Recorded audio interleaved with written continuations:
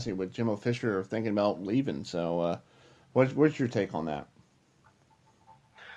This game will be a huge test. This will actually give the Warhawks a chance to just showcase their talent. Mm-hmm. I know Marcus Green has been waiting for a big stage. He's our kickoff return specialist and wide receiver. He is actually tied for the lead in the FBS for touchdowns with 4 Okay. kickoff returns. And it's just exciting to see the game be rescheduled because I know talking to some of the ULM players, they wanted to play Florida State. They didn't want to back down to Florida State, and they actually wanted to get that chance to actually have a chance to just showcase their talent. Yeah. And as far as Jimbo Fisher goes, he's a great coach. One of the best coaches I've seen so far. Yeah. And speculation of him leaving is kind of crazy to say, but I just want to see how it goes. Yeah. Well, talk about you write for the school newspaper. How did this game get rescheduled? Was there like a lot of talk around campus that you may want to play on December 2nd, instead of September 9th because Florida State, the state of Florida had that hurricane that went through South Florida. How did you hear about the reschedule? I actually went through our media relations part of the school Mm-hmm. and found out that they were going to reschedule the game. It was all over ESPN. I actually found out that Florida State just wanted to get this game so they can go to a bowl game. Yeah. Because I know they were trying to get into a bowl game. I know they wanted to schedule another game. Now, ULM, we wanted to play them. We wanted to play them the first time we were scheduled. But to have this game rescheduled, it's great for our program. Mm-hmm. And it's just great for the school. Wow. Well, talk about you guys just talk about your team differently from September 9th because I know Florida State came off with that loss against Alabama, and you guys played. I think you played somebody in the I forget who you guys played against, but what does the team look like from that point to this point now? Yeah, the Florida State game scheduled for September 9th was canceled as well. So Right. after that, we played Southern Miss. Played them tight. Southern Miss is a good FBS team out of conference. We played them tight. They came to Malone Stadium to play us, and we lost 28-17. But most of our losses have been, 10 points or more, or 15 points or less. As you can see, as you look at our schedule, who we played Louisiana, Coastal Carolina, and Texas State. We reeled off 3 straight victories, scoring over 45 points or more. Mm-hmm. And then 3 straight losses to Georgia State, South Alabama, and Idaho. So there's a lot of lack of consistency in our team. Right. As far as playing well, we turn the ball over a little bit too much, and our defense. We have injuries in the secondary and in the linebacker corps. We lost 2 or 3 of our starting linebackers. We had a walk-on and a true freshman starting linebacker for our game against Arkansas State. Wow. And we have true freshman corners starting at both corners, actually. Mm-hmm. So injuries have plagued our team all season, and that's why we have the record that we have now because of injuries and just as far as just turning the ball over and not executing on first down actually and getting yards. Right. Well, you guys played Auburn and Memphis this year, so basically those 2 teams are still in the college football playoffs. So that's pretty. They should call the Warhawks and ask them how you play against those teams. Yes, sir. Yeah. Well, Jeremy, I know you're a busy guy with schoolwork, and you write for you're the sports editor for the newspaper there, and I appreciate you taking some time on a Wednesday night. I know you had stuff to do and all that stuff. So I appreciate you joining me tonight, and I hope you guys have a good game on Saturday, and hopefully we'll talk more down the road. Yes, sir. Thanks for your time. I enjoyed the experience. All right, man. That's Jeremy Washington, the sports editor of the school newspaper there down there in the University of Louisiana Monroe. We'll be right back here on HerbFM Radio. My eyes are getting weary. My back is getting tight. I'm sitting here in traffic on the Queensboro Bridge tonight. But I don't care, 'cause all I wanna do is cash my check and drive right home to you. 'Cause baby, all my life I will be driving home to you.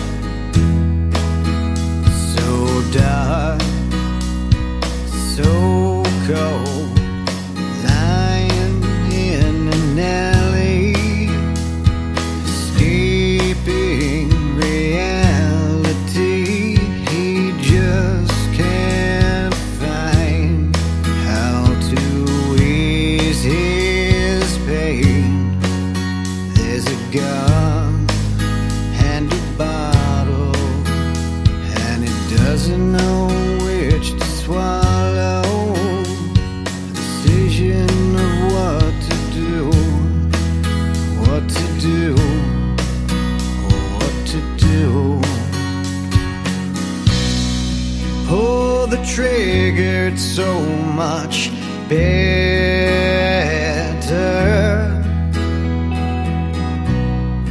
Pull the trigger, it's so much easier.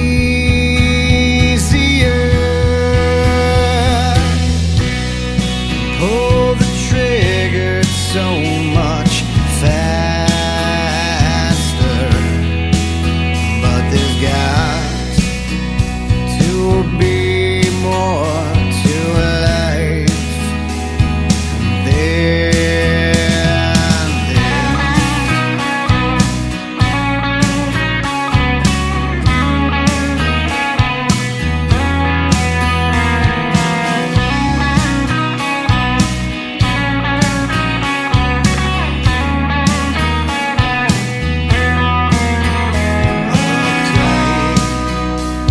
still cold. So you ready to go? Oh, yes, sir. Hello, everybody. Welcome back here on HerbFM Sports Radio tonight. When we have Will Webb, who runs the Charlotte Sports, Federation or Commission down there in Charlotte. Big weekend down there for the city of Charlotte with the ACC championship game in town against Miami and Clemson. So, Will, thanks for joining us, Mr. Webb. Thanks for joining us. Let's talk about this weekend for you guys. You got College Game Day. You got, the Fan Fest going on. You got, the game on Saturday night. Big weekend for Charlotte. Big weekend for Charlotte. We're going to be sort of busy from tomorrow on, but College Game Day will be here, and then Saturday night, obviously, the winner of this game should be in the college football playoff, and the loser, if it's a real close game and some other things happen, we could have two in the playoffs. Yeah, I was thinking. I was talking to some of my friends about that off the air yesterday, and a lot of people look at me like with two set of heads. But I totally agree with you. You could be two ACC squads in the playoff. Yeah, they could be. They're two very good teams, and All right. Well, folks, we'll get the part 2 of that interview with Will Webb real quick after we have Joe Jacoby on the phone with us, former Louisville Cardinal great and Redskin great, and he's an ACC legend going down to Charlotte this weekend. So, Joe, thanks for joining us. Just talk about this honor of being an ACC legend. What does that mean for you? Well, thanks for having me on, and it's kind of neat, and it's very, very nice and honorable, and then it will be in Charlotte. For me, I live in Charlotte, so it's I don't have to travel too far, but it's it's a common. Everything coming together, and all the years. It's been 40 years since being in Louisville, but to be recognized and be, a legend, and I'm thinking, gosh, I am getting old, but the things that have happened over the last 40 years could be in this category. So it's I'm looking forward to it. Well, Louisville wasn't in the ACC. You guys were what? Were you guys independent for a while back there in the early 80s? Early 80s, in the late 70s, we were in, I think the early, maybe late 70s, Missouri Valley. Okay. And then went independent. Then Howard came in, I guess, in the mid 80s. And then they went to, after independent, early mid 90s, I think, went to the Big East. And then from there to the ACC after that. Yeah. Well, just talk about your playing days with Louisville. What games do you still remember from those games? We had some big games. We won a real big powerhouse like the schools turned out over the last 15, 20 years. And since Howard's been there and put them on the map, but we played Florida State, Alabama, Pittsburgh, and they had Marino and great players up there.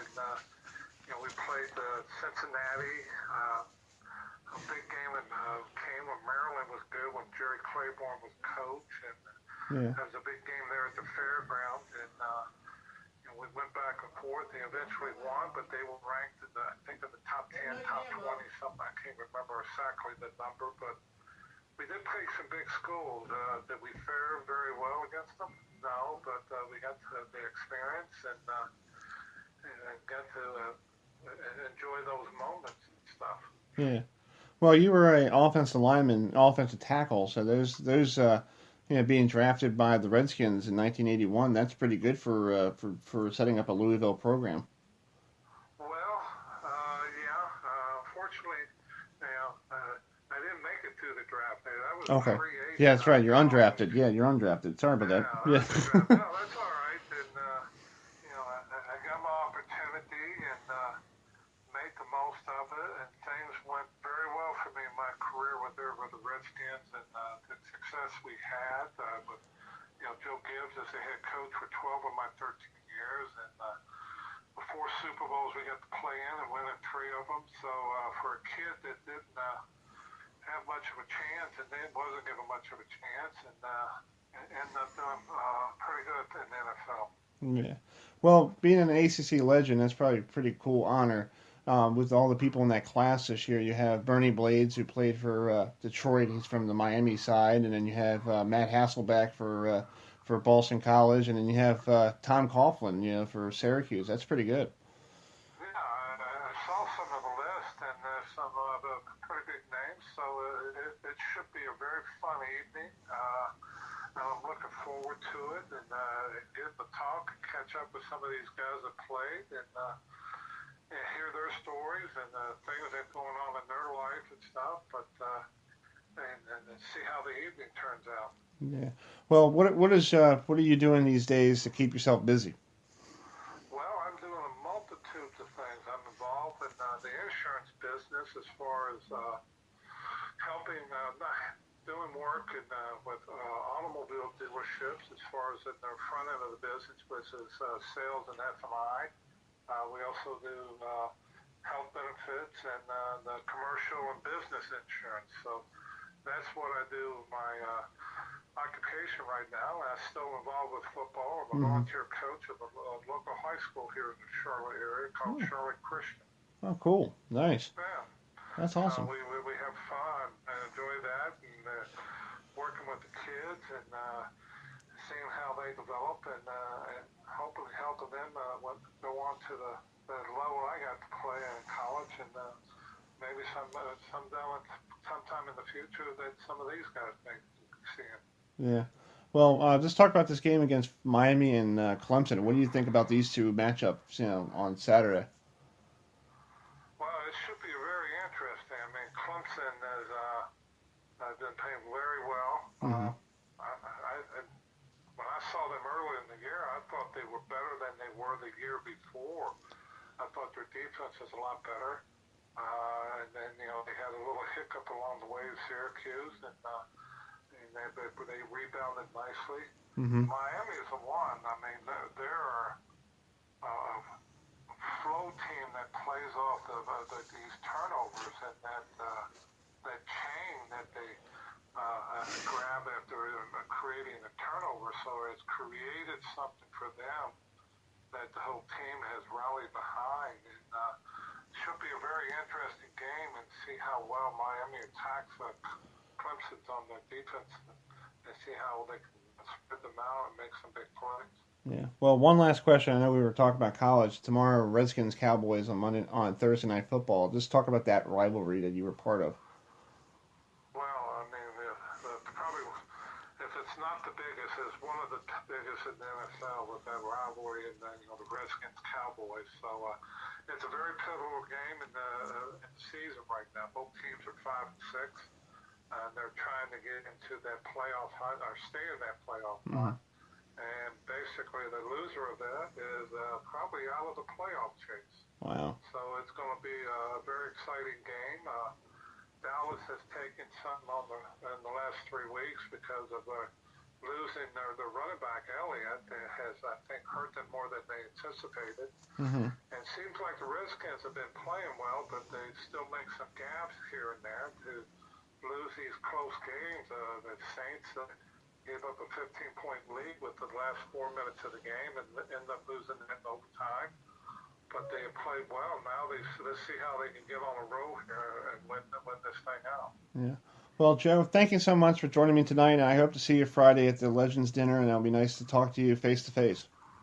Well, I look forward to it, and thanks again for having me on. All right, that's Joe Jacoby, the former Redskin great and Louisville Cardinal. He is an ACC legend. We'll be right back here on HerbFM Radio.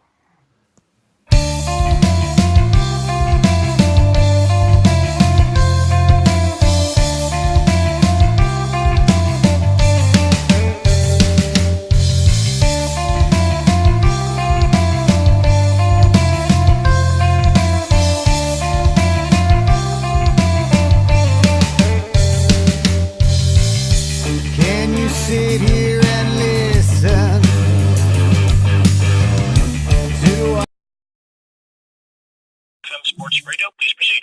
Hi, Shaquille. How you doing? How you doing? Doing great. I saw you back in July at the ACC kickoff, and I talked to you about this season.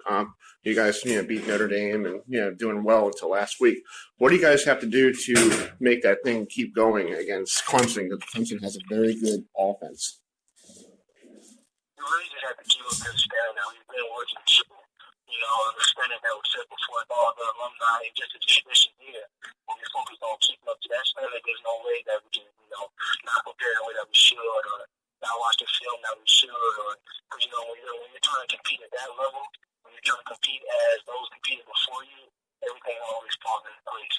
And talk about Kelly Bryant. What type of quarterback is he? Is he better on film than you might see in a real person on Saturday? Oh, he's the heart and soul of that offense. He really dictates what's going to go on for the offense. He does a great job throwing deep ball, deep fade ball, long throws to the outside of the field. And man, can run very well. So he's just a dual threat, and he also makes the people around him better. So we account for all of those things. Well, good luck and have a good practice this week. Thank you. A lot of football left to be played, but it's going to be fun to see it all happen. Well, talk about the game is sold out. So it's been sold out for a couple weeks. So it's back in Charlotte after a year. Hiatus went down to Orlando because of the whole North Carolina situation with the government and all that stuff. So what's it like having it back in Charlotte? Well, we're glad to have it back. We wish we had it last year, but we're excited it's here and going to be here for a couple more years. And great matchup, great crowd. Tickets are going, I think, for a record high, at least for this game, on StubHub and some secondary sites. Big crowd in Charlotte. College game days here. We've got 5K, all kinds of things going on. So fun for fans and fun for us.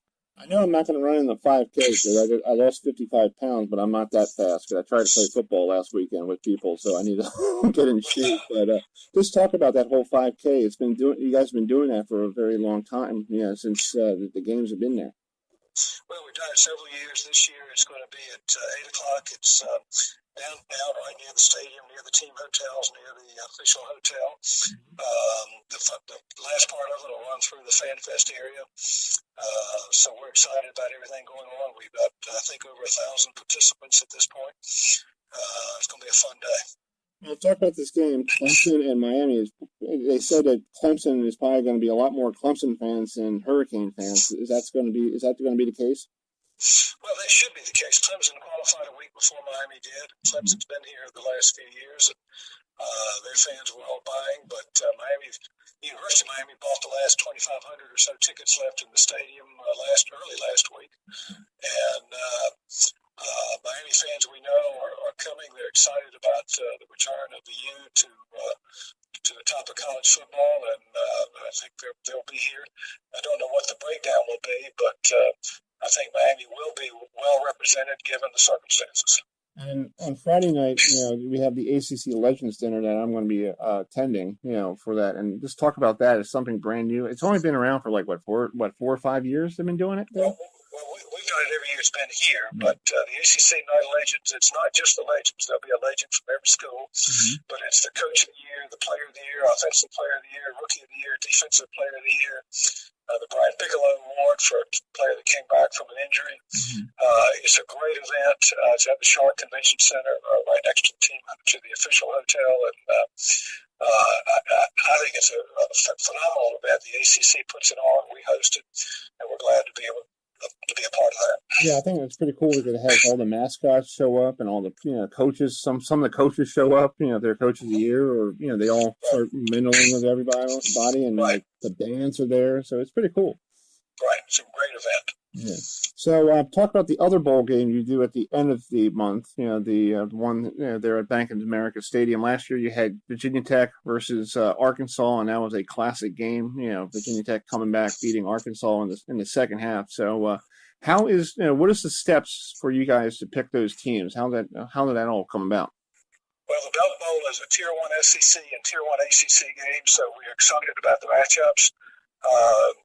We'll have a call on Sunday afternoon based on however the New Year's Six Bowls go and what happens with Notre Dame, what happens, how many teams the ACC gets up, if there are two teams in the playoffs, then one more team will go to the Orange Bowl.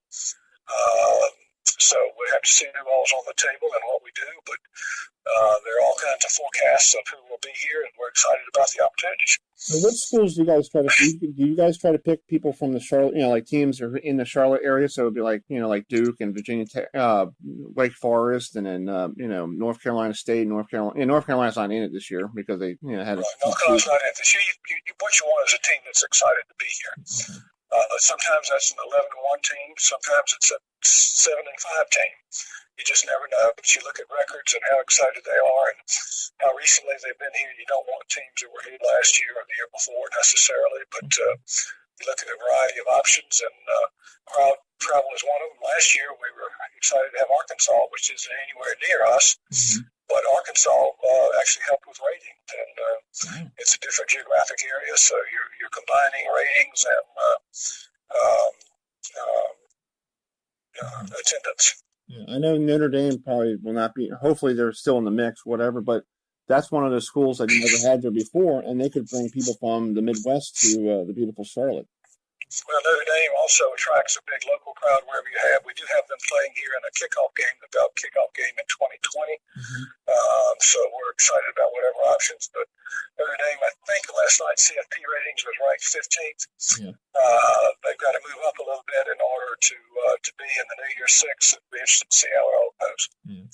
Well, Mr. Webb, I appreciate you joining me. I know you're a busy guy today. You have a lot of meetings, a lot of stuff you have to get to, and I hope to see you on Friday night down there at the Legends Dinner, and hopefully I can see you around the whole weekend, and it's going to be a fantastic weekend. Thanks for being here. Look forward to seeing you. All right. That's Mr. Will Webb of the Charlotte Sports Foundation, and we'll be back here on HerbFM Sports Radio.